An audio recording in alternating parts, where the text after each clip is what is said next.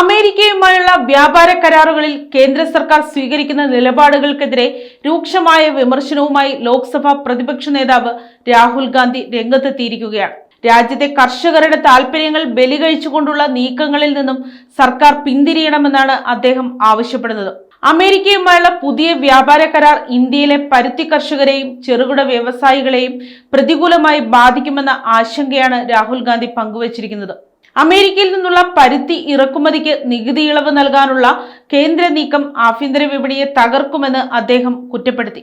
നമ്മുടെ രാജ്യത്തെ കർഷകർ കഠിനാധ്വാനം ചെയ്ത് ഉൽപ്പാദിപ്പിക്കുന്ന പരുത്തിക്ക് അർഹമായ വില ലഭിക്കാത്ത സാഹചര്യത്തിൽ വിദേശത്തു നിന്നുള്ള ഇറക്കുമതി പ്രോത്സാഹിപ്പിക്കുന്നത് കർഷകരോടുള്ള അനീതിയാണെന്ന് അദ്ദേഹം എക്സ് പ്ലാറ്റ്ഫോമിലൂടെ വ്യക്തമാക്കി.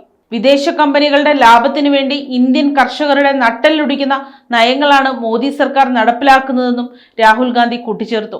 സ്വന്തം മണ്ണിൽ പണിയെടുക്കുന്നവന്റെ വയറ്റത്തടിക്കുന്ന ഇത്തരം പരിഷ്കാരങ്ങൾ ഒരു ജനാധിപത്യ സർക്കാരിന് ചേർന്നതല്ലെന്ന ഉറച്ച നിലപാടാണ് പ്രതിപക്ഷം ഉയർത്തുന്നത്.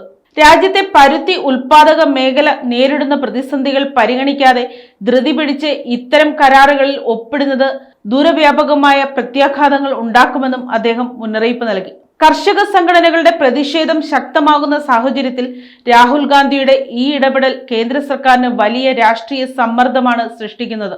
കൃത്യമായ പഠനങ്ങളില്ലാതെ നടപ്പിലാക്കുന്ന ഇത്തരം വ്യാപന കരാറുകൾ പുനഃപരിശോധിക്കണമെന്ന ആവശ്യമാണ് ഇപ്പോൾ ശക്തമാകുന്നത്. News desk, Kottarakkara media.